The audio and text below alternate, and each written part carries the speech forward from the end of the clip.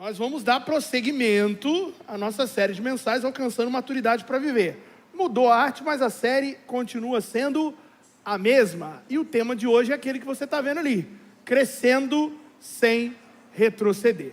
Convido você a abrir a sua Bíblia na primeira epístola de Paulo aos Coríntios, capítulo 9. Nós vamos ler os versos 24 e 25.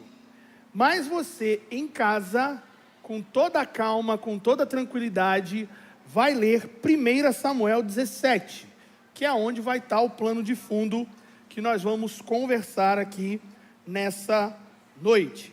Então, 1 Coríntios, capítulo 9, verso 24 e 25, e você em casa vai ler 1 Samuel, capítulo 17. Amém? Estou te dando esse tempo aqui para que você encontre aí o texto. À medida que você for encontrando, diga glória a Deus para eu saber o que você achou. Eu espero um pouquinho mais, foram poucos.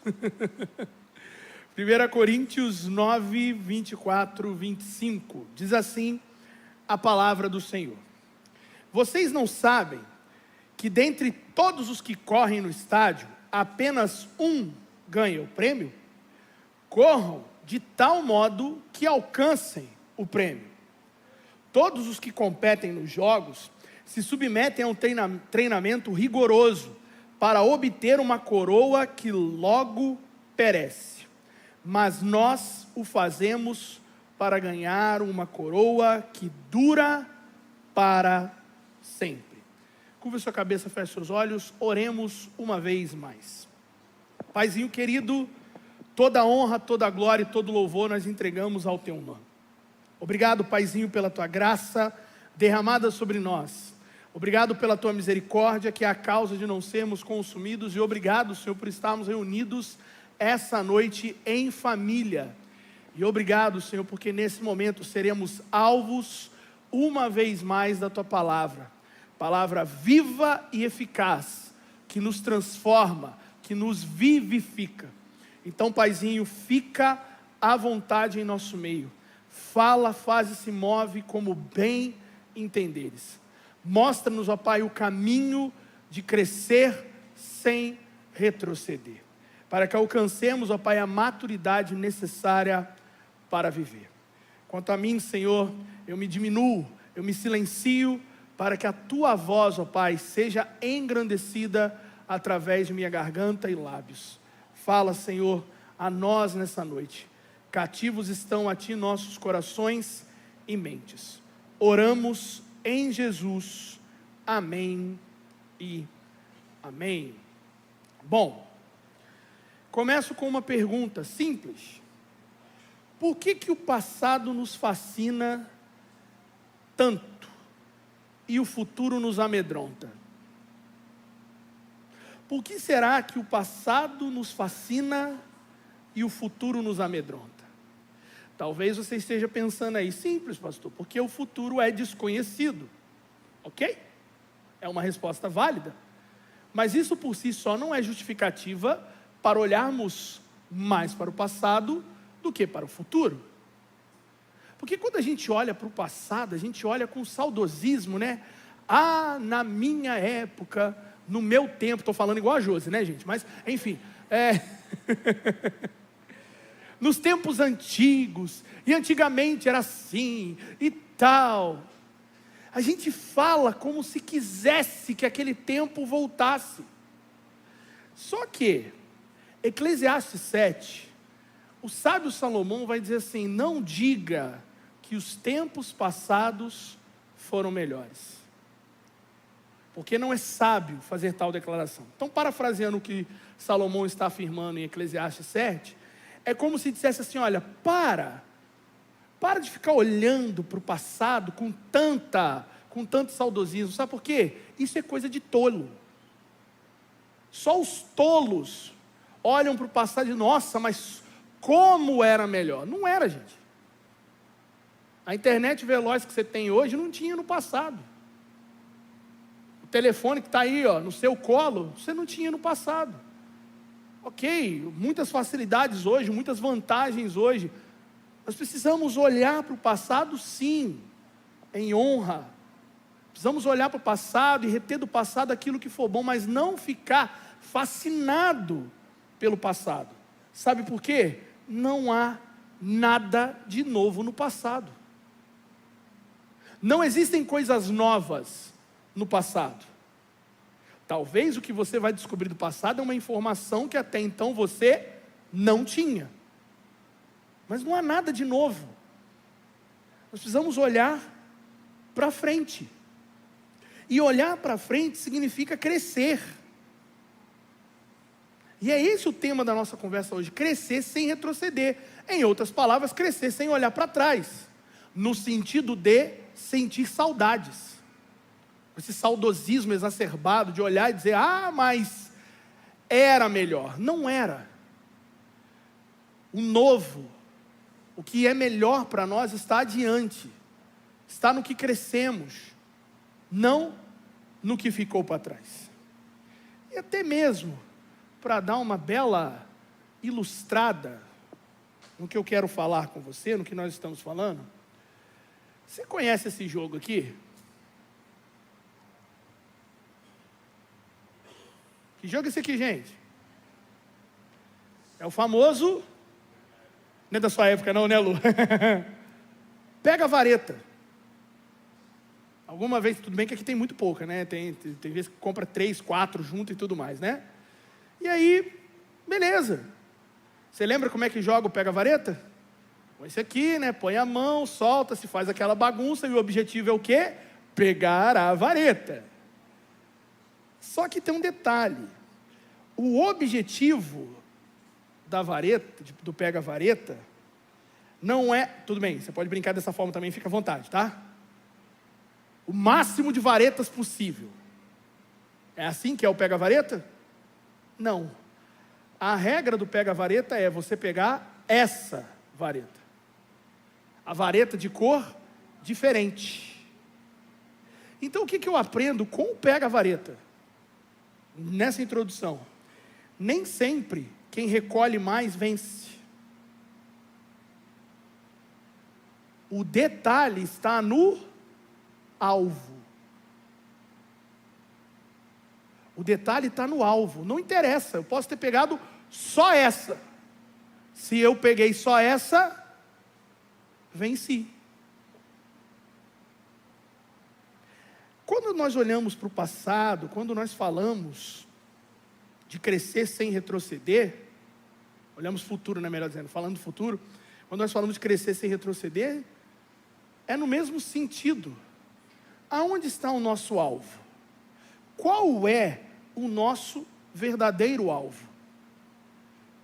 E que eu me lembre, alvo está à frente, não atrás. Até mesmo nós podemos fazer aqui uma simples pergunta: o que cresce para trás? Você conhece alguma coisa que cresce para trás? E antes que você diga que não tem, tem. Dentro de toda a criação existem certas coisas, principalmente na área de botânica, que crescem para trás. Mas de todas as respostas que eu li na pesquisa, tem duas coisas que têm o seu crescimento para trás. A primeira delas é uma fila. Fila só cresce para trás. Você já viu fila crescer para frente? Fila só cresce para trás. E outra coisa é o caranguejo. Que é isso, pastor? Caranguejo só cresce para trás? Calma. Quando você observa a vida do caranguejo, o caranguejo não anda para frente. Ele só anda para o lado e para trás. A pergunta que eu te faço é: o que temos em comum com a fila e o caranguejo?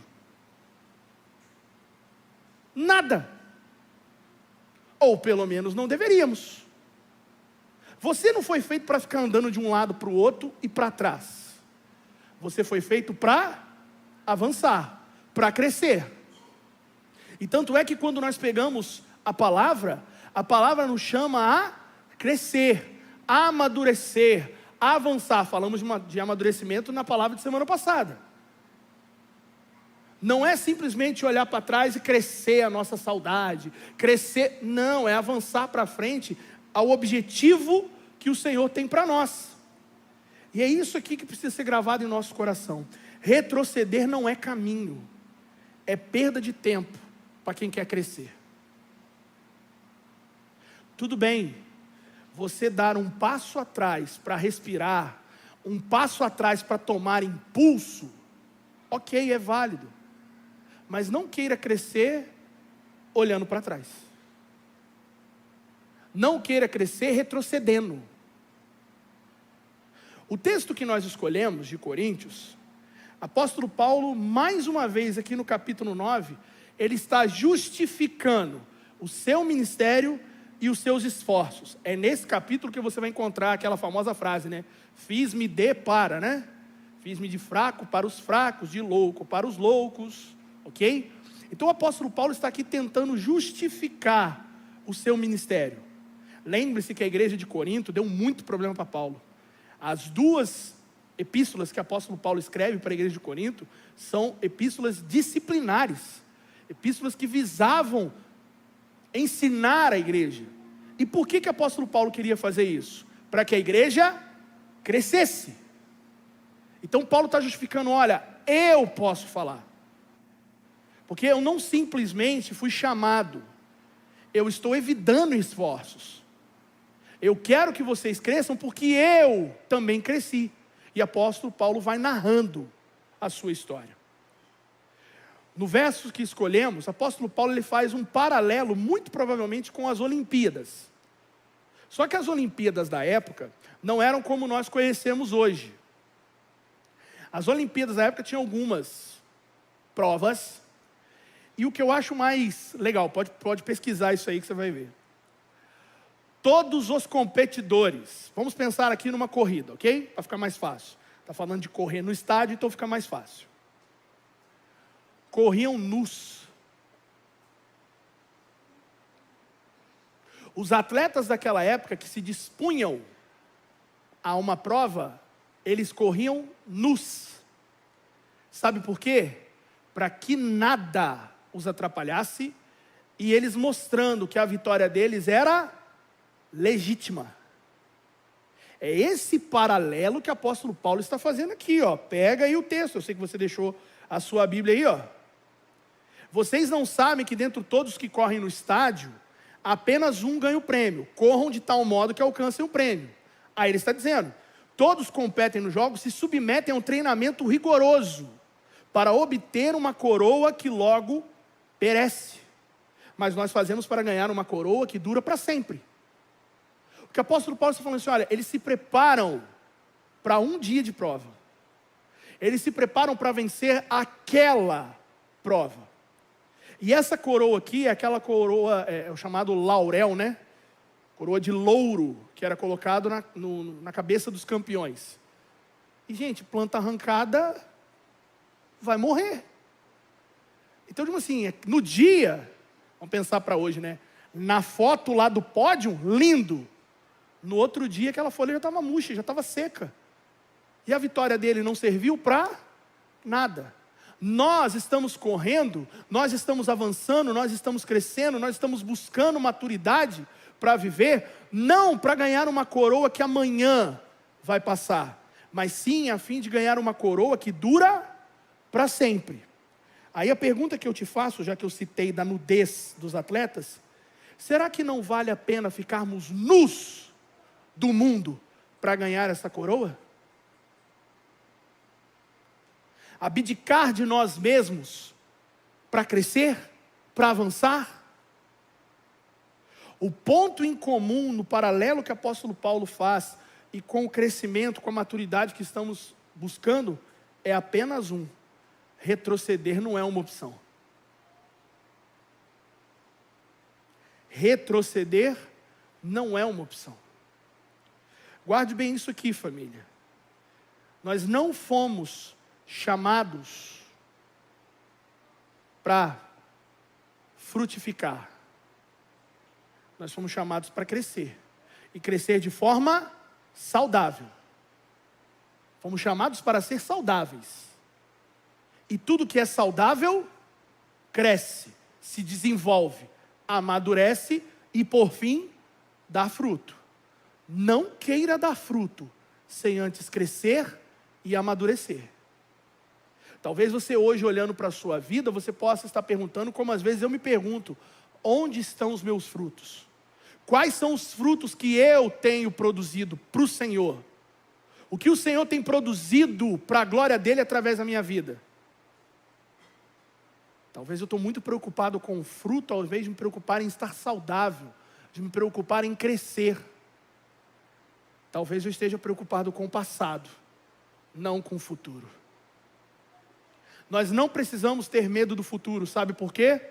Nosso Deus já está lá esperando por nós. Ele é o mesmo ontem, hoje e eternamente. Então Jesus que nos resgatou, é o mesmo Jesus hoje que nos santifica, e é o mesmo Jesus que um dia vai nos levar com Ele para a glória. Então nós precisamos ter medo do futuro. Ah, mas o cancioneiro brasileiro, né? Como será o amanhã, me diga quem puder. Só lê a Bíblia. A Bíblia diz para você como é que vai ser o amanhã. E esperamos esse dia, amém? Bom, com toda essa introdução posta, quero aqui te dar 3 conselhos para crescermos sem retrocedermos. Se você deseja crescer sem retroceder, vou te dar aqui alguns conselhos. E agora sim, nós vamos lá para 1 Samuel 17. Se você quiser abrir a sua Bíblia e acompanhar, fica à vontade. Primeiro conselho, se queremos crescer sem retroceder: se permita ao processo, mas não pare nele. Se queremos crescer sem retroceder, se permita ou nos permitamos ao processo, mas não paremos nele. Verso 20 de 1 Samuel 17, diz assim: levantando-se de madrugada, Davi deixou o rebanho com outro pastor, pegou a carga e partiu, conforme Jessé lhe havia ordenado. Chegou ao acampamento, na hora em que, com um grito de batalha, o exército estava saindo para as suas posições de combate. O personagem de 1 Samuel aqui é extremamente conhecido, é Davi. O mesmo Davi que, poucos versos atrás, havia sido ungido rei por Samuel. Só que nós temos aquela falsa ideia de que foi ungido rei, já foi conduzido ao palácio. Não. A unção de Davi, a unção de rei que foi derramada sobre Davi, startou na vida dele um processo. O destino final é que Davi seria rei. Mas aquele menino franzino, pastor de ovelhas, precisaria crescer, amadurecer, até se tornar o rei segundo o coração de Deus. E aí esse verso 20 fala do primeiro treinamento, ou melhor, é o começo do primeiro treinamento que Davi vai ter, que é justamente Golias. Tudo bem, já tinha matado o urso, já tinha matado o leão, salteadores, lobos e tudo mais, mas agora Davi encararia um desafio de fato, um gigante. E, segundo os estudiosos, 3 metros de altura era pouco.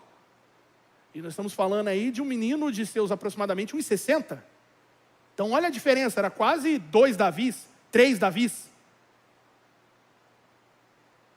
Então Davi se permitiu a esse processo. O pai dele disse, vai lá. E Davi foi.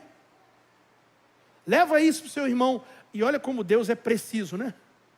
Davi chega quando o exército está saindo para a batalha. O que isso significava para Davi? Davi, estou mudando você de posição.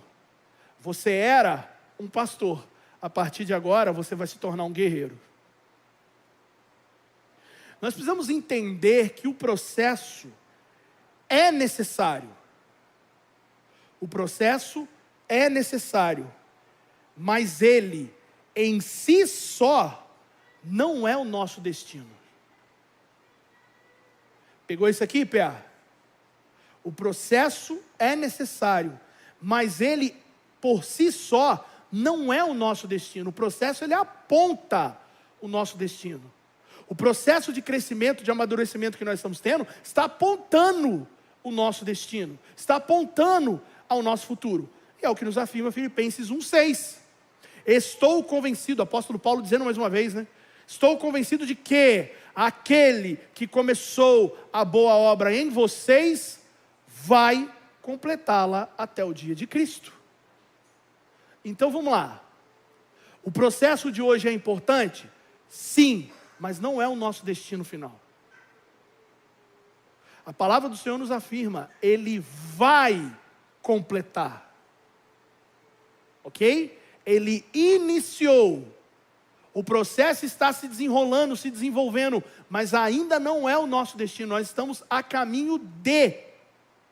E é por isso que no mesmo livro de Filipenses, o apóstolo Paulo vai falar, esquecendo-me das coisas que para trás ficam, prossigo, avanço. Pegou aqui com a nossa introdução? Deixe o passado no passado e avance. Cresça sem retroceder. Nós precisamos parar de fazer do processo a nossa zona de conforto. Por vezes a gente fica muito confortável em dizer, eu estou num processo.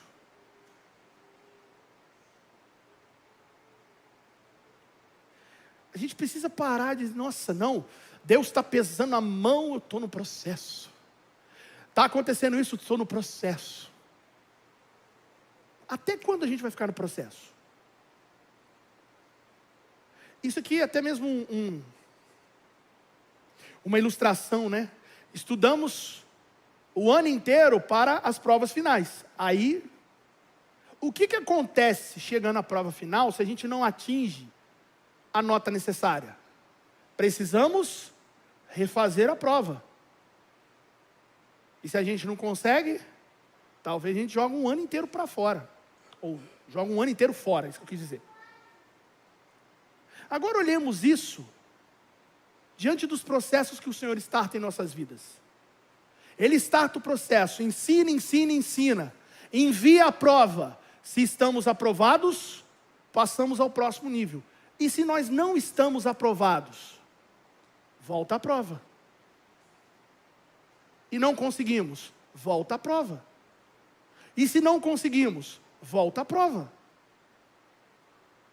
Sabe o que faz voltar à prova em mim e em você? A zona de conforto do processo. Eu ainda não estou preparado. Quem disse? Davi estava preparado para enfrentar um gigante, sim ou não, gente? Estava. Estava. É só lembrar da fala dele para Saul. Olha, falei para vocês agora há pouco, né? Deus me deu o leão, Deus me deu o urso, Deus me deu o lobo, Deus me deu o ladrão, e esse gigante aí vai ser igualzinho. Estava ou não estava preparado? Estava. Davi sabia que o destino dele não era o processo. Ele se permitiu ao processo, mas enxergava o destino. É isso que precisa acontecer conosco. Nos permitir ao processo, crescer, amadurecer e não perder o destino de vista. Ezequiel 11, 19 e 20. Darei a eles um coração não dividido, e porei um novo espírito dentro deles. Retirarei deles o coração de pedra, e lhes darei um coração de carne. Então, agirão segundo os meus decretos, e serão cuidadosos em obedecer às minhas leis. Eles serão o meu povo, e eu serei o Deus deles. Ezequiel aqui está narrando um processo, e está declarando um destino. Qual é o processo? Vou trocar o coração. Qual é o destino? Serão meu povo, e eu serei o Deus deles. Se nós queremos crescer sem retroceder, nos permitamos ao processo, mas não paremos nele. Encerro esse ponto dizendo, creia que enquanto caminhamos, somos transformados, e Deus está completando algo em nós, na nossa vida, na nossa personalidade, nos nossos sonhos. Por isso, não pare no processo. Não perca o alvo de vista. É isso que o apóstolo Paulo disse lá em Coríntios, né? Não perca o alvo de vista. Para que eu tome um gole d'água, por favor, diga quem está próximo de você. Não perca o alvo de vista.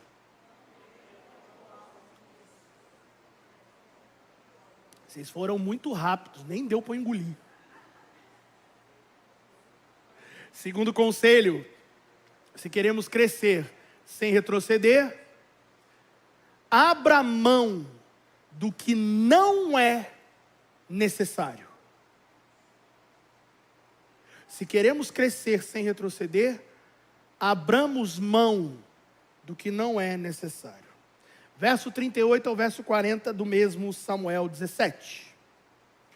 Então Saul vestiu Davi com sua própria túnica, colocou-lhe uma armadura e um capacete de bronze na cabeça. Davi prendeu a espada sobre a túnica e tentou andar. Presta atenção nisso aqui, gente. Davi tentou. O texto não fala que Davi andou. Davi estava tentando andar, pois não estava acostumado àquilo. Depois que ele tentar, ele diz a Saul: não consigo andar com isso. Parêntese, se ele não consegue andar com a armadura, lutar então, ele só viraria alvo para Golias, né? Pois não estou acostumado. Assim, tirou tudo aquilo e em seguida pegou o quê? Seu cajado. Escolheu 5 pedrinhas lisas de um riacho. Colocou-a na bolsa, isso é, no seu alforje de pastor, e com a sua tiradeira na mão, aproximou-se do filisteu. Saul já era um guerreiro experiente. E a armadura que foi colocada sobre Davi foi a armadura do rei. Então pensa assim, a melhor armadura que poderia haver no reino foi colocada em Davi. Mas o que adiantava todo esse aparato se Davi não tinha mobilidade? Se Davi não conseguia lutar? Tinha lá a couraça, tinha lá o capacete, tinha a espada, mas não tinha como lutar. Porque aquela armadura não pertencia a Davi. Guarde isso aqui, igreja, amada família. Para de tentar lutar com armas que não são suas. Para de querer colocar em você a armadura de Saul. A armadura de Saul é para Saul. Às vezes nós queremos a arma do outro, o dom do outro. Não, Deus tem uma armadura personalizada para você. Era necessário uma armadura para Davi? Para uma batalha, com certeza. Mas acima disso, era necessário ele crer em Deus. E usar aquilo que Deus deu a ele. Davi olha para aqui e diz assim, cara, essa armadura não me é necessária. O que me é necessário? Eu derrotei um leão com um cajado. Eu derrubei o urso com uma tiradeira. Então eu vou com elas. São essas as armas que o Senhor me deu, é com elas que eu vou lutar. Se nós queremos crescer sem luta, abra a mão do que não é necessário. Naquele momento não era necessário uma armadura. Futuramente vai ser. Aí futuramente Davi vai ter uma armadura dele, moldada para ele. Porque aí ele também vai aprender, né? Como é que se usa. Davi vai ganhar músculo. Estamos falando de um menino aqui, ok? O que nos leva longe do propósito não deve fazer parte das nossas vidas.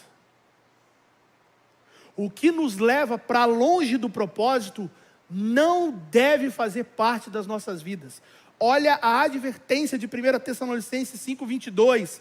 Afastem-se de toda forma de mal. Até mesmo em algumas versões está assim, de toda aparência do mal. Podemos aqui parafrasear com o que nós estamos falando. Afastem-se de tudo aquilo que não é necessário. Distrações, concupiscências, pecadinhos de estimação, desculpas. Eu poderia passar a noite inteira aqui e continuar narrando, mas eu entendo que você já compreendeu. O que nos afasta do propósito, corre. E tem um detalhe aqui. Relacionamentos também, tá? A própria palavra nos afirma: as más conversações corrompem os bons costumes. Quem não te impulsiona para o seu propósito, não deve fazer parte da sua vida. Não estou falando aqui para que você se torne uma porteira e saia desprezando todo mundo, não. Seus pais te deram educação e o seu Pai Celeste te deu amor por essas vidas. O que eu estou falando é, essas vidas não devem ter acesso mais que o necessário. Talvez o que está nos impedindo de crescer e está nos fazendo retroceder é gente que não deveria estar conosco. Ciclos são iniciados, processos são iniciados, mas processos também são encerrados. Quais são os processos que o Senhor já encerrou em nossa vida e a gente insiste em ir lá e vale a pena ver de novo? Isso é lutar com as armas de Saul. Isso é colocar na nossa mochila o que não é necessário. E aí a gente fica para Deus: Senhor, por que eu não cresço? Por que eu não avanço? Por que eu não... Pensa nessa resposta. Quais situações você sabe que não é o que Deus tem para a sua vida, para a minha vida, e até agora você não se posicionou?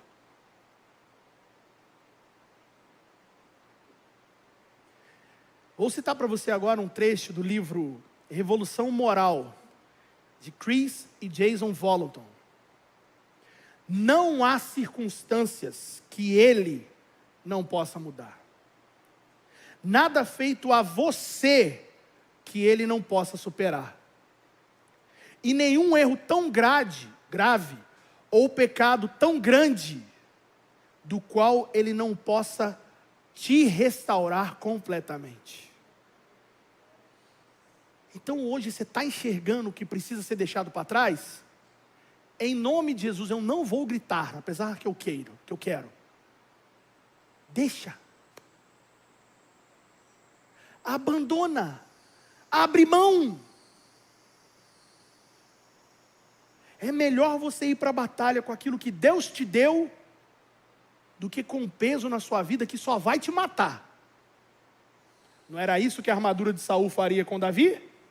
Mataria ele no momento em que ele pisasse no campo de batalha. O que Davi fala? Não, eu vou com o que Deus me deu. Encerro esse ponto. Não existe nada que entreguemos verdadeiramente a Deus que Ele não faça uma grande transformação. Por isso, abandonemos o desnecessário. Se queremos crescer sem retroceder, vamos nos permitir ao processo e não vamos parar nele. Não vamos perder o alvo. E vamos abrir mão do que não é necessário. Vamos abrir mão do que é desnecessário. Amém? Terceiro e último conselho. Se queremos crescer sem retroceder, alimente sua expectativa. Alimente sua expectativa. O detalhe aqui é o seguinte, antes de eu já entrar no texto. Expectativa não pode ser alimentada com o passado, simplesmente. Porque sim, eu olho para o passado e me encho de esperança. O Deus que fez no passado vai fazer de novo. Mas a nossa expectativa ela é muito mais alimentada quando eu olho para o futuro e diz assim: Deus vai fazer algo novo. Deus vai fazer algo nunca antes visto. Pegou aqui? Verso 45 ao verso 47 do mesmo Samuel 17. E Davi disse ao filisteu: você vem contra mim com espada, com lança e com dardo. Você vem a mim preparado, como um guerreiro. Mas olha a declaração dele, em conformidade com o que falamos acima. Mas eu vou contra você em nome do Senhor dos Exércitos, o Deus dos exércitos de Israel, a quem você desafiou. Para aqui. Só esse texto, só esse verso aqui, dá-nos a entender que quando Davi aceitou o desafio, eu vou lá enfrentar esse cara, ele diz assim: eu não vou ser derrotado. Davi dentro de si já dizia assim: a vitória é minha, não tem como esse cara me vencer. É impossível errar um cara daquele tamanho, é impossível, ele vai cair. Só que já seria lindo, né? Só que lembre-se, eu disse a você, a nossa expectativa é alimentada quando a gente diz assim: Deus vai fazer algo novo, amém? Olha o que Davi continua falando: hoje mesmo o Senhor me entregará, o Senhor te entregará nas minhas mãos, e eu vou matar você, eu vou cortar a sua cabeça. Espera aí, ele levou um cajado, levou pedra, levou a tiradeira. Como é que ele vai cortar a cabeça do gigante? Deus já tinha providenciado algo para ele, né? O texto fala, Golias estava vindo para ele com o quê? Com dardo, com lança, com espada. Olha aí, Davi está dizendo assim: eu vou usar a sua espada, eu não preciso de espada, a sua espada vai ser colocada na minha mão e eu vou matar você. E hoje mesmo darei os cadáveres do exército filisteu, as aves do céu, os animais selvagens, e toda a terra saberá que há um Deus em Israel. Todos que estão aqui saberão que não é por espada, ao algo novo aqui, ó, ou por lança, que o Senhor concede a vitória, pois a batalha é do Senhor, e Ele entregará todos vocês nas nossas mãos. Por que Davi tinha tanta expectativa? Porque Davi olhava para ele e falava assim: cara, não sou eu. O que eu posso fazer? Eu não posso fazer nada, mas ele pode fazer tudo. E Golias brigou, não foi com Israel. Golias não fez chacota, não foi de um povo. Golias blasfemou contra o próprio Deus. Davi está falando aqui: olha, cara, você desafiou quem você não deveria ter desafiado. Se você me desafia, talvez você vencesse. Se você desafia Saul, porque quando você estuda o texto, o desafio que Golias ali estava lançando era para Saul. Era para Saul descer e enfrentar Golias. Só que nesse ponto aqui, Saul já está desviado, tá? Então, a unção que estava sobre ele agora está sobre Davi. É por isso que o verdadeiro rei desceu e venceu Davi.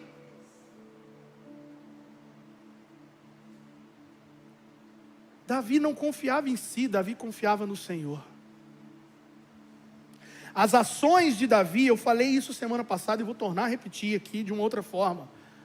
As ações de Davi eram as ações do Senhor. Davi estava indo em nome do Senhor. Não foi o que ele disse aqui? Pode vir, eu estou indo contra você, a quem você desafiou. E quem vai lutar é ele. Eu só vou ter o trabalho de te matar. Qual a expectativa que há em nós hoje? Qual a expectativa que há hoje no seu coração? Faça-se essa pergunta. Se eu decidir confiar hoje, o que acontece? Se eu decidir olhar para o meu problema, se eu decidir olhar para o meu gigante, para a minha muralha, o que acontece? te dou uma boa notícia. 1 Coríntios 3:6. Deus faz acontecer. Você se prepara, Deus dá o crescimento, Deus dá a vitória. Não seja um sabotador do que Deus tem planejado para a sua vida. Não seja um sabotador do que Deus tem para a sua vida. Davi não sabotou o destino dele. Davi se permitiu o processo, abriu mão do que era desnecessário, aumentou a expectativa e hoje estamos aqui contando a história dele. E eu creio que se hoje você se permitir o processo, você abandonar o que é desnecessário, se encher de expectativa, amanhã ou depois, eu estou aqui contando o seu testemunho.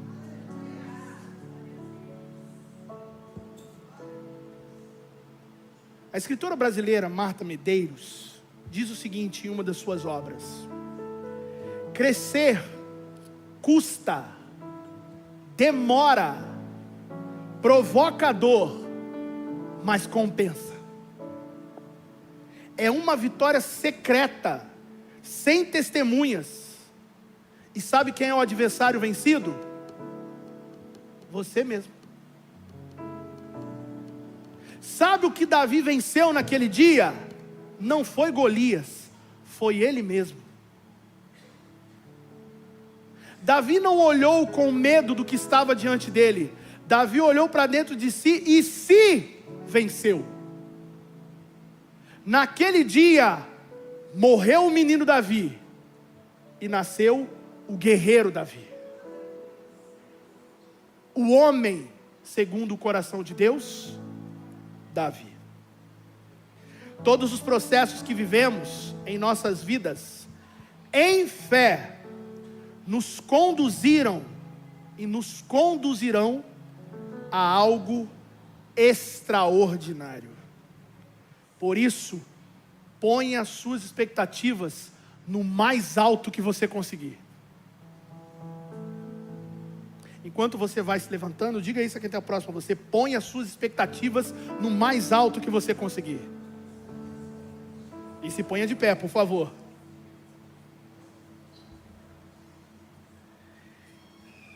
Eu concluo dizendo o seguinte: você já chegou até aqui.